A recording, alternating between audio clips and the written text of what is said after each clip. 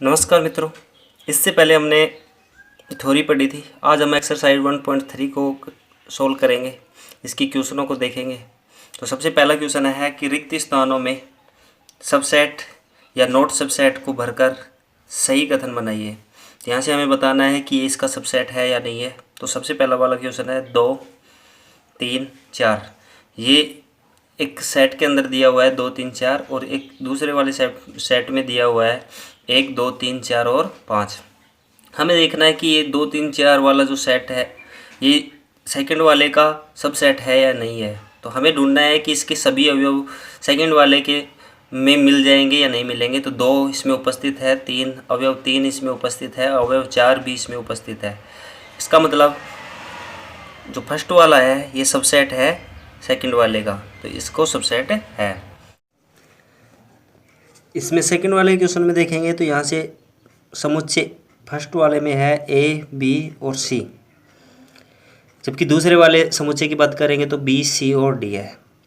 हमें ढूंढना है कि ये उसका उपसमुच्चय है या नहीं है। तो फर्स्ट वाले का ए अवयव ए सेकंड वाले समुच्चय में उपस्थित नहीं है, तो यहाँ हम लिख देंगे कि ये नॉट सबसेट ऑफ बी, यानी फर्स्ट वाला सेकंड वाले का सबसेट नहीं है। अब सेकंड क्वेश्चन नंबर 3 में बात करें तो यहाँ लिखा हुआ है कि एक्स आपके विद्यालय की कक्षा 11th का एक विद्यार्थी है। कक्षा 11th का एक विद्यार्थी है। दूसरा है यहाँ एक्स आपके विद्यालय का एक विद्यार्थी है। तो यहाँ से बात करें कि यहाँ तो आपकी इस समुच्चय में तो आपकी पूरी स्कूल आ जाएगी या पूरी विद्यालय के सभी छात्र आ जाएंगे। सभी छात्र या विद्यार्थी, छात्र छात्राएं विद्यालय के, सारे विद्यालय के।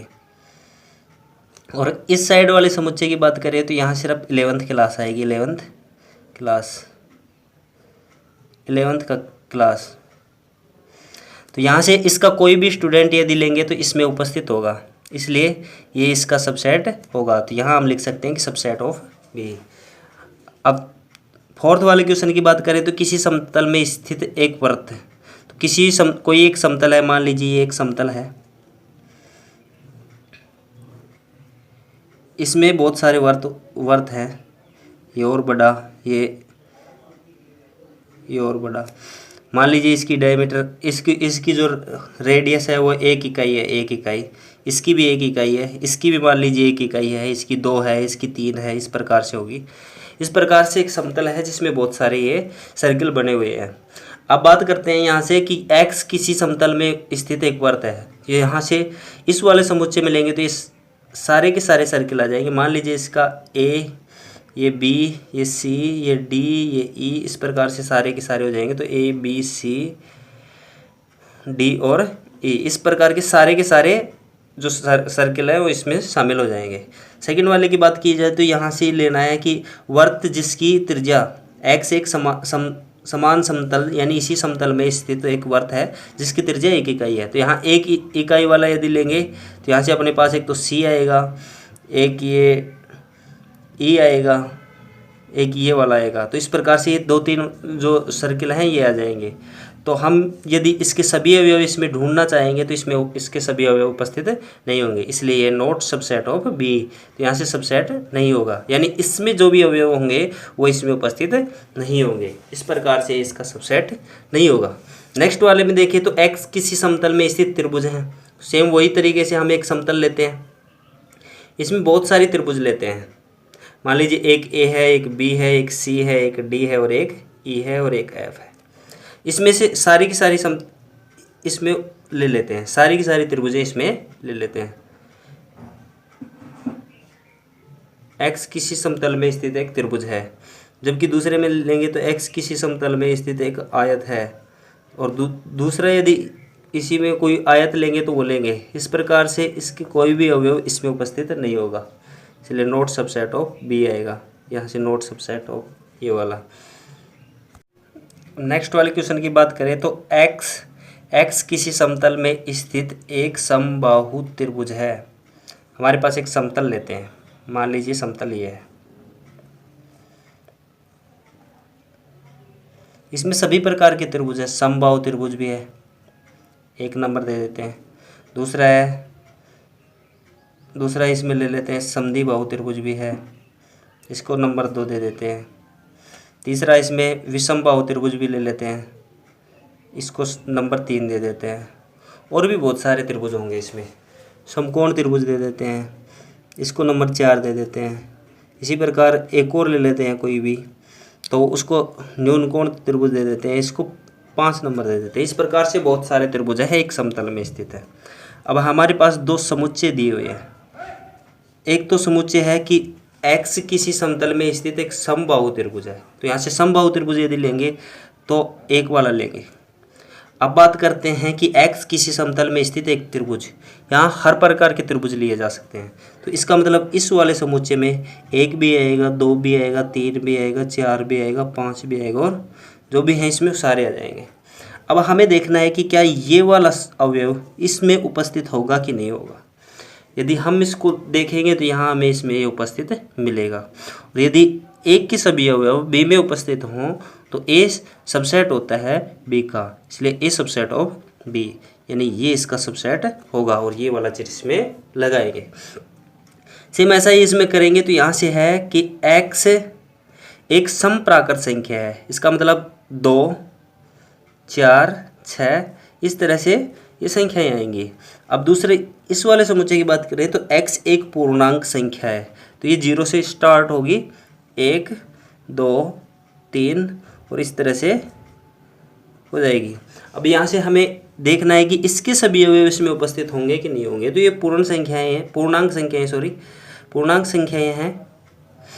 संख्याएं तो प्लस माइनस और ये भी प्लस माइनस इस प्रकार से आएगा। तो यहाँ से x एक पूर्णांक संख्या है और यहाँ से ये एक समप्राकृत संख्या है। तो यहाँ से अब इसको देखेंगे तो ये सारे के सारे अवयव इसमें उपस्थित होंगे, और उपस्थित होंगे तो यहाँ आएगा सबसेट ऑफ बी। इस प्रकार से सबसेट का चिन्ह लग जाएगा। अब क्वेश्चन नंबर 2 की बात करते हैं। सेकंड क्वेश्चन में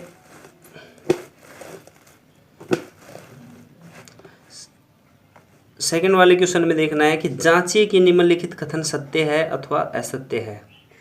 तो यहाँ से हमें देखना है कि यहाँ दिया हुआ कि ए शुरुआत का जो सेट है ये सबसेट नहीं है सेकंड वाले का। तो यहाँ हमें देखना है कि ए व बी दोनों अवयव यदि बाद वाले सेट में उपस्थित होंगे तो ये इसका सबसेट होगा, अन्यथा नहीं। तो यहाँ से ए इसमें उपस्थित है और बी इसमें उपस्थित है, इसलिए ये इसका सबसेट होगा। तो ये बात हो गई इसकी असत्य। इसी प्रकार सेकंड वाले क्वेश्चन की बात करते हैं। तो ए और ई इसके अवयव हैं। इसके अवयव एक्स एक अंग्रेजी वर्णमाला का स्वर है, तो अंग्रेजी वर्णमाला के स्वर में ए, ई, आई, ओ और यू होते हैं। तो इस प्रकार से ये सारे इसमें होंगे। तो अब हमें देखना है कि ये इसका सबसेट है कि नहीं है। तो ए इसमें उपस्थित है और ई भी इसमें उपस्थित है, इसलिए ये सबसेट है, और सबसेट है तो ये इसका होगा सत्य। अब बात करते हैं तीसरे वाले में। तो इसका अवयव 1 इसमें उपस्थित है, 2 इसका इसमें उपस्थित नहीं है, इसलिए सबसेट नहीं होगा, नॉट सबसेट आएगा, तो इसलिए असत्य हो जाएगा। अब बात करते हैं ए इसमें उपस्थित है, तो यहाँ से इसका ये सबसेट है, तो ये हो जाएगा सत्य। अब बात करते हैं पांचवें क्वेश्चन की बात करें तो ए बिलोंग्स टू, यहाँ से ए, बी और सी। तो यहाँ से हमें देखना है कि जो ए है ये एक सेट के रूप में लिखा हुआ है, या फिर ये वाला अवयव इसके अंदर उपस्थित है, तो हम बिलोंग्स टू का चिन्ह लगाएंगे। मान लीजिए यदि हमें यहाँ दिया हुआ होता ए बिलोंग्स टू और फिर इसके बाद में ये दिया हुआ था ए, बी और सी, इस तरह से एक अवयव होता तो ये इससे बिलोंग करेगा, लेकिन यहाँ ये सेट के रूप में दिया हुआ है, इसलिए ये नॉट बिलोंग्स टू आएगा। यहाँ आएगा सबसेट ऑफ आना चाहिए था, यानी ये हो सकता था ए सबसेट ऑफ ए, बी और सी, तो ये सत्य था, लेकिन अब ये असत्य होगा। अब बात करते हैं लास्ट वाले क्वेश्चन की। एक्स संख्या 6 से कम एक प्राकृत संख्या है, 6 से कम प्राकृत संख्या, तो यहाँ 6 से कम प्राकृत संख्या होगी, तो इसका मतलब 1 2 3 4 और 5। अच्छा, दूसरा एक प्राकृत संख्या जो 36 से विभाजित है, यहाँ दूसरा होगा 36 से विभाजित प्राकृत संख्या, तो 36 से विभाजित, तो सबसे पहले 36 फिर 72 फिर इस प्रकार से चलती जाएगी।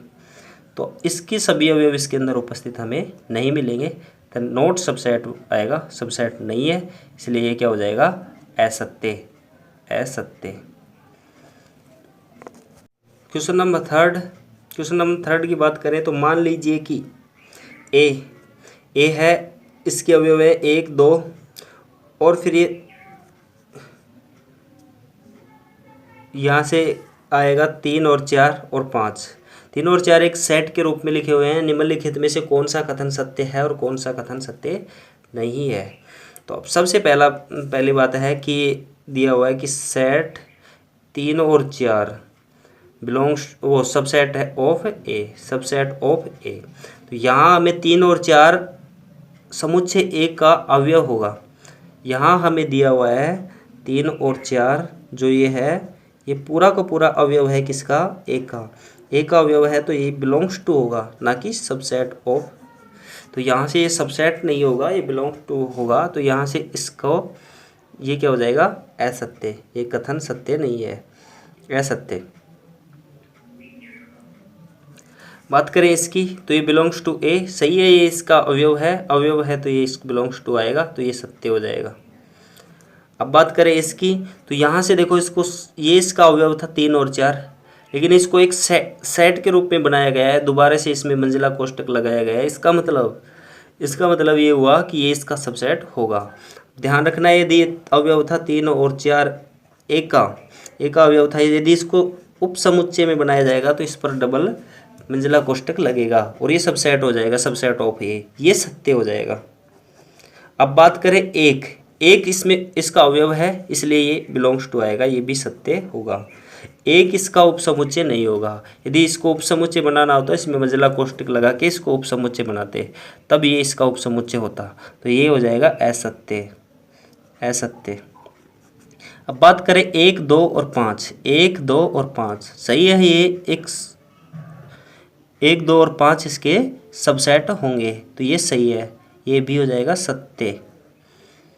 अब बात करते हैं 1 2 और 5, 1 2 और 5 बिलोंग्स टू ए। यदि इस पर ये मंजिला कोष्टक नहीं लगा हुआ होता तो 1 2 दी लिखा हुआ होता, 1 2 और 5 ये बिलोंग्स टू ए, तो ये सत्य था। यदि अवयव दिए हुए होते तो ये बिलोंग्स टू सत्य था, लेकिन यहाँ से इसको समुच्चय बनाया गया है और समुच्चय फिर ये इसका उप समुच्चय होता, जो यहाँ दिया हुआ है ये असत्य हो जाएगा, असत्य। अब बात करें 1 2 3, तो 3 इसमें कोई अवयव है नहीं, क्योंकि 3 और 4 एक कोष्टक के रूप में दिए हुए हैं, तो ये इसका अवयव नहीं है, इसलिए ये असत्य होगा, असत्य। अब बात करें 5 बिलोंग्स टू ए, तो 5 बिलोंग्स टू ए, तो 5 एक इसका क्या होता है, समुच्चय होता है, इसलिए ये अवयव नहीं है, ये एक समुच्चय उप समुच्चय है इसका, इसलिए ये भी असत्य होगा, असत्य। अब बात करें ये वाला, तो 5 इसका सबसेट है, ये इसलिए सत्य हो जाएगा, सत्य। और इसके रूप में लिखेंगे तो ये भी असत्य होगा, ये असत्य होगा। क्वेश्चन नंबर 4, निम्नलिखित समुच्चयों के सभी उप समुच्चय लिखिए। निम्नलिखित समुच्चयों के सभी उप समुच्चय लिखिए। अब बात करते हैं पहले वाले क्वेश्चन की। पहले हमें देखना है कि इसके उप समुच्चयों की संख्या कितनी होगी। तो उप समुच्चयों की संख्या जो होगी वो होती है 2 की पावर n। तो n यहाँ पर इस अवयवों की संख्या है, तो इसमें अवयव कितने हैं, 1, 2 की घात 1 बराबर 2। तो यहाँ इसके उप समुच्चयों की संख्या होगी 2।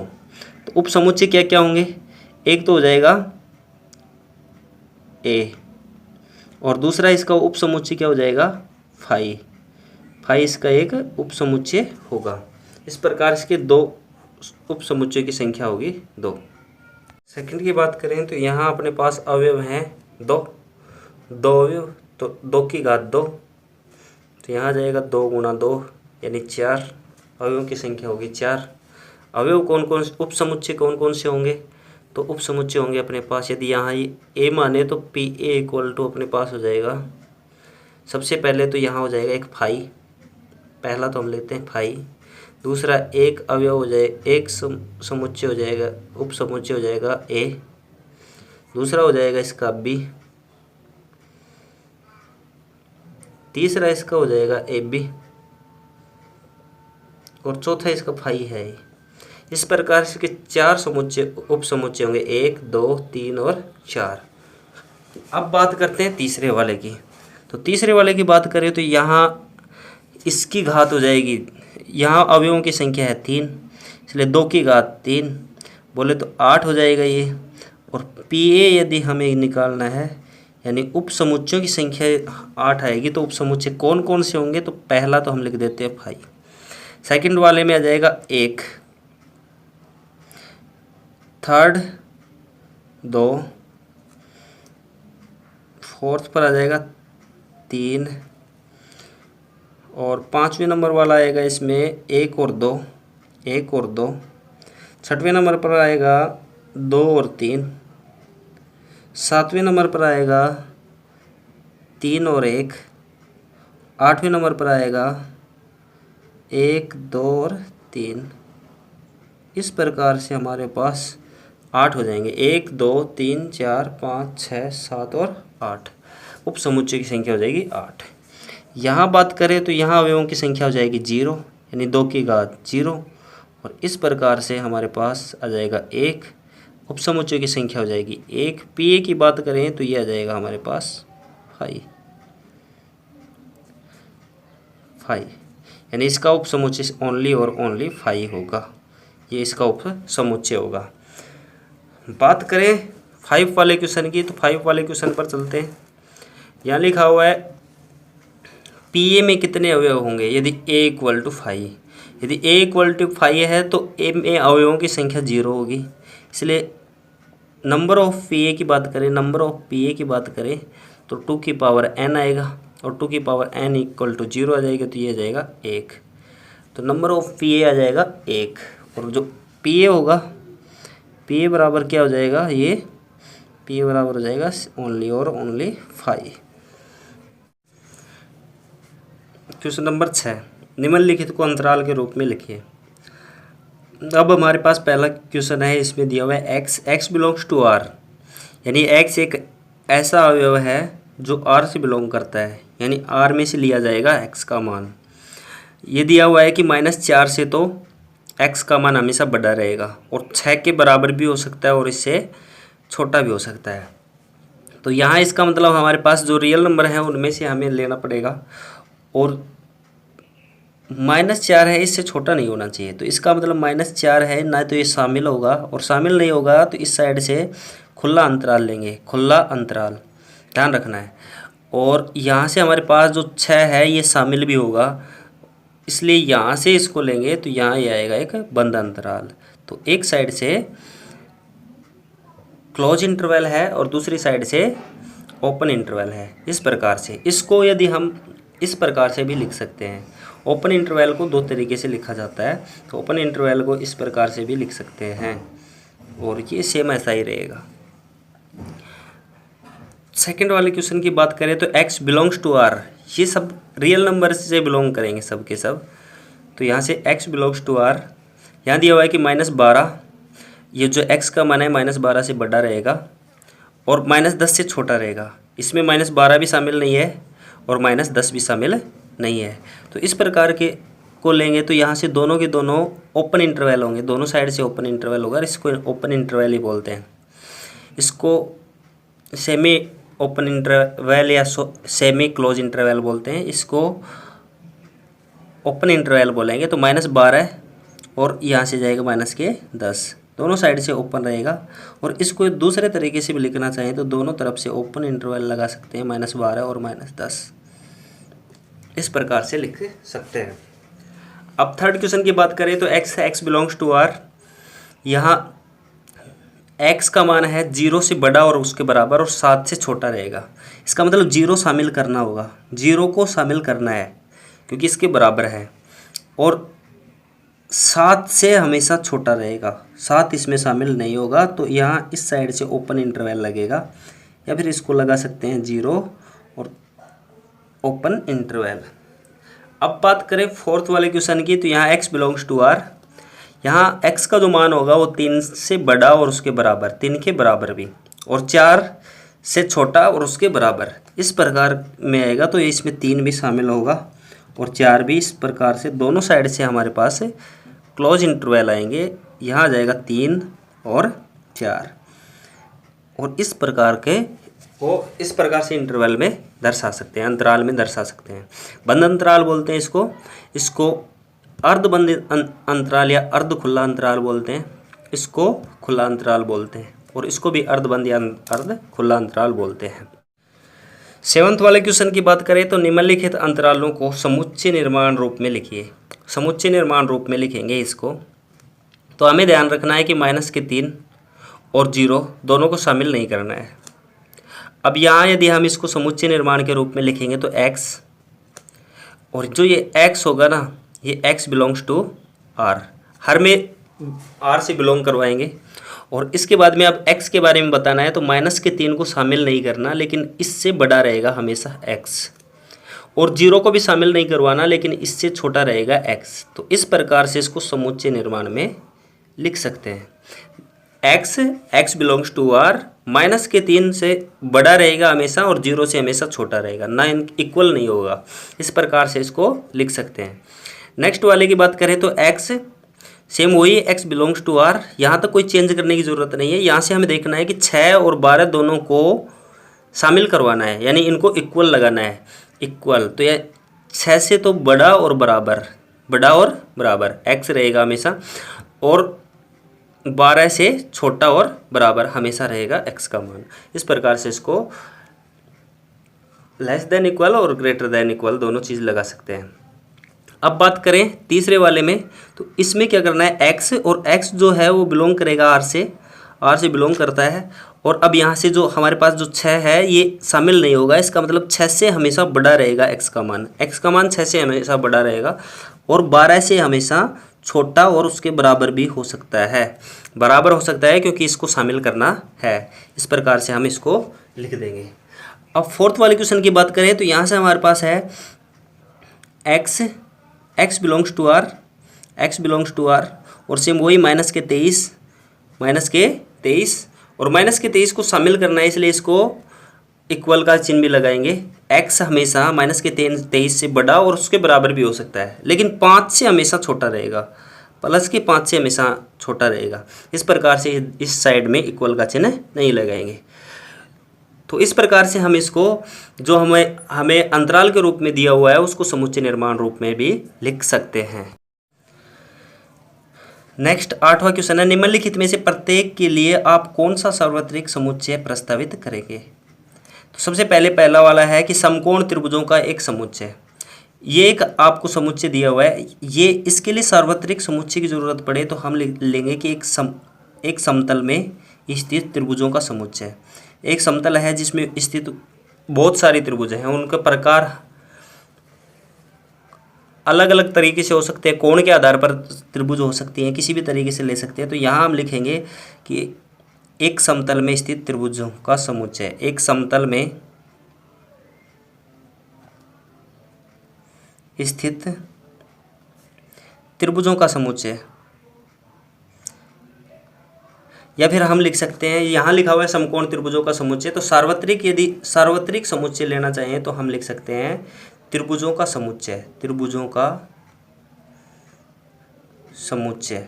और यहाँ हमारे पास हर प्रकार की त्रिभुजें हो जाएंगी। तो ये त्रिभुजों का जो समुच्चय होगा इस वाले के लिए सार्वत्रिक समुच्चय होगा। इसी प्रकार समद्विबाहु त्रिभुजों का समुच्चय, इसके लिए भी हम यदि यहाँ लेना चाहेंगे तो त्रिभुजों का समुच्चय ले लेंगे। और त्रिभुजों के समुच्चय में समद्विबाहु त्रिभुज भी मिल जाएंगे, हमें समबाहु त्रिभुज भी मिल जाएंगे, विषमबाहु भी त्रिभुज मिल जाएंगे। इस प्रकार से त्रिभुजों का एक समुच्चय लेंगे जो इन दोनों के लिए सार्वत्रिक समुच्चय का काम करेगा।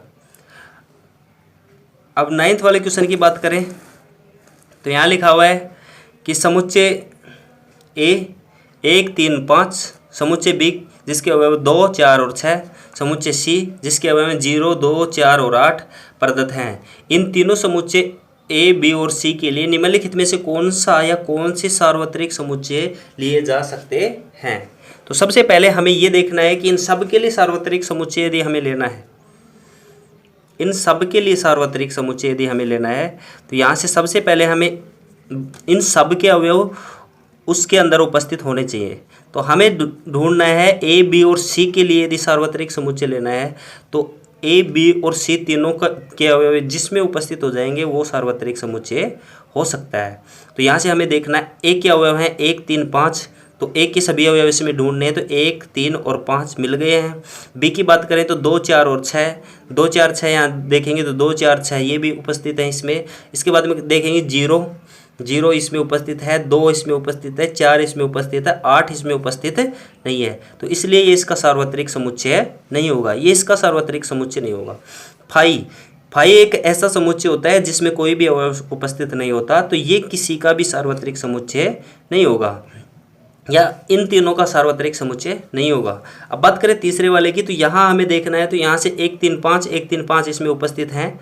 बात करें इसकी 2, 4, 6 की, तो 2, 4, 6 भी इसमें उपस्थित हैं, 2, 4 और 6 इसमें उपस्थित हैं, 0, 2, 4, 0, 2, 4 और एक है इसमें 8, ये भी इसमें उपस्थित है। इसलिए ये तीसरा वाला जो है ये सार्वत्रिक समुच्चय होगा इन तीनों का। ए, बी और सी के लिए, ए, बी और सी के लिए सार्वत्रिक समुच्चय की बात करें तो तीसरा वाला सार्वत्रिक समुच्चय होगा।